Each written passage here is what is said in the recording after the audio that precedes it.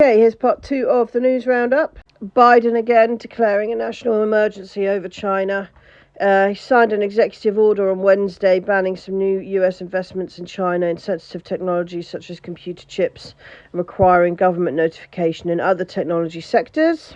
Biden said in his letter to Congress that he was declaring a national emergency because of the threat of advances by countries like China in sensitive technologies and products critical to military intelligence, reconnaissance, or cyber capabilities. And then, following Joe Biden's lead, Rishi Sunak is also contemplating potential limitations on investments in China's technology sectors. What this means is that we aren't going to be able to purchase awesome new stuff from China. That's what that boils down to. Once again, sanctioning us out of stuff we need to live. So thanks, Rishi Sunak. And again, has anyone voted for this? Has anyone voted for that guy? Why is this happening? I would like to have, I don't know, maybe a referendum on whether we give all our money to Ukraine, whether we hate Russia, and whether we sanction China. Because these are mental decisions that are going to cost the country hundreds and hundreds of billions of pounds. So could we have a choice, please? The UK government said this foreign investment order brings important clarity to the US approach. The UK will carefully consider these new measures as we continue to assess the potential national security risk associated with some investments. Seriously, the national security risk comes from associating with America, quite clearly. They blew up Nord Stream, for goodness sake. You know, they're riling Niger up. They just sent Victoria Nuland into Niger to go and cause some dramas over there so that they can go to war. Seriously. Audi, Volkswagen and Skoda are coming back to Russia, and the Volkswagen Group have basically decided to rename to AGR and carry on selling cars in Russia. And of course this is because it's not worked, has it? Especially for German companies, many of which have gone bankrupt because they've sanctioned themselves away from Russia. So Volkswagen has decided to go its own way. Don't blame it at all. Think that the whole thing's daft.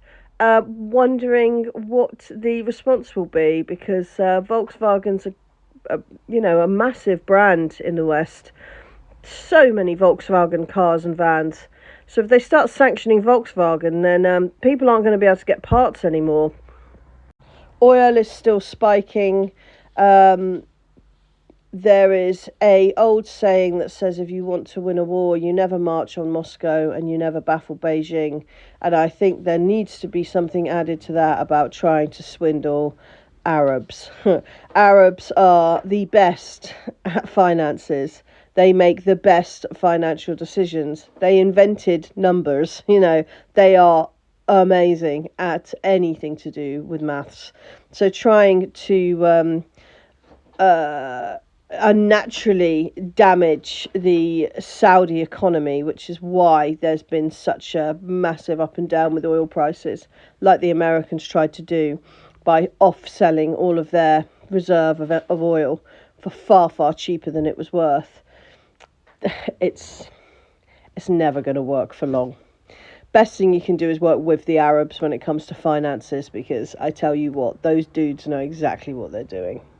Inflation has gone down in America, apparently. Well, it's risen, but slower than expected. A key measure of US consumer prices rose only modestly for a second month, bolstering hopes that the Federal Reserve can tame inflation without sparking a recession.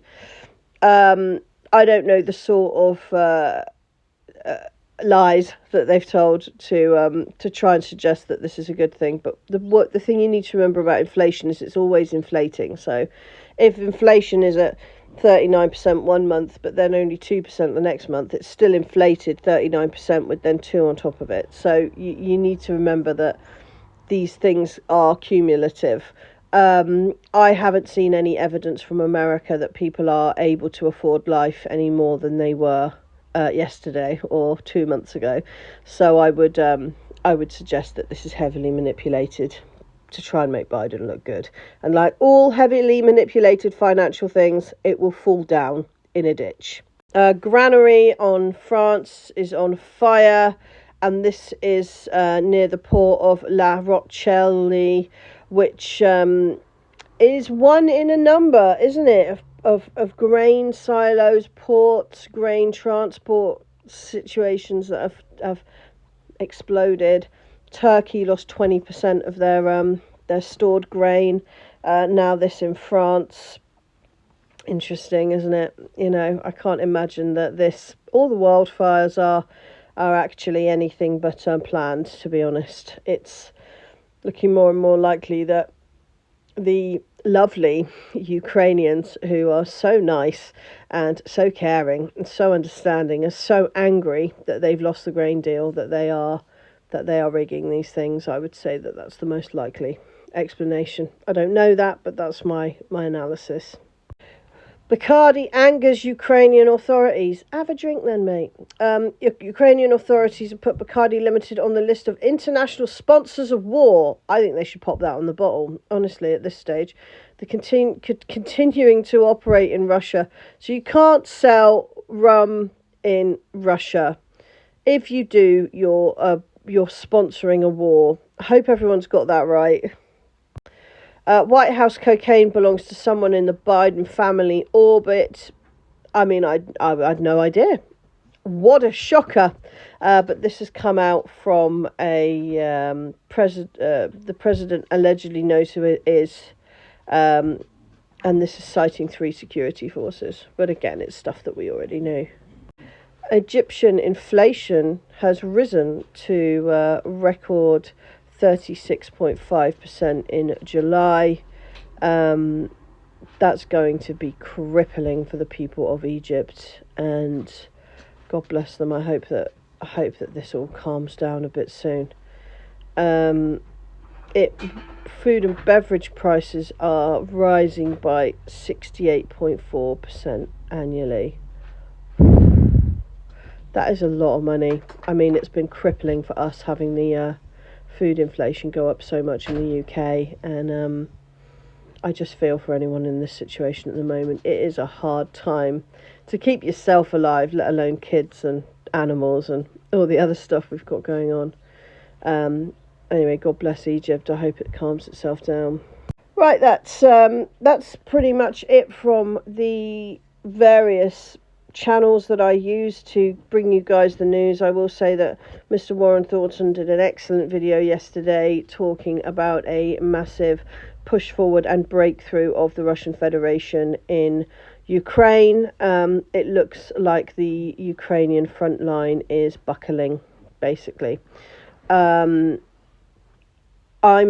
trying not to do any military stuff because it breaks my heart, and we all know where this is going, and no one seems to be going along with that. They just seem to think if they keep doing the same thing, they'll have a different result.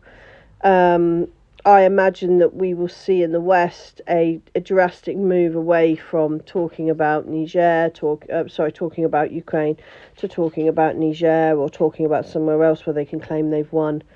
I'll also say that I've heard that Latin America is being filled with US military bases. Asia has got more US military bases. The UK, there's been a couple of UK military bases which have been asked to be handed over to the Americans for them to do their work in. The Americans are preparing for war, and the Americans are causing a war. And the reason they're doing that is because they're entering a recession. And when the Americans go into a recession, a world war has always been what's brought them out of it. So I feel like that's what we're witnessing here.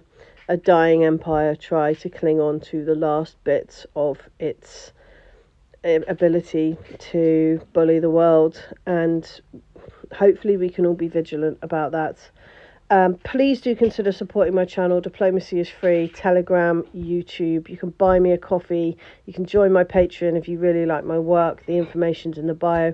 Really helps my channel. Really helps me and my young family. And I wish you all the best. God bless.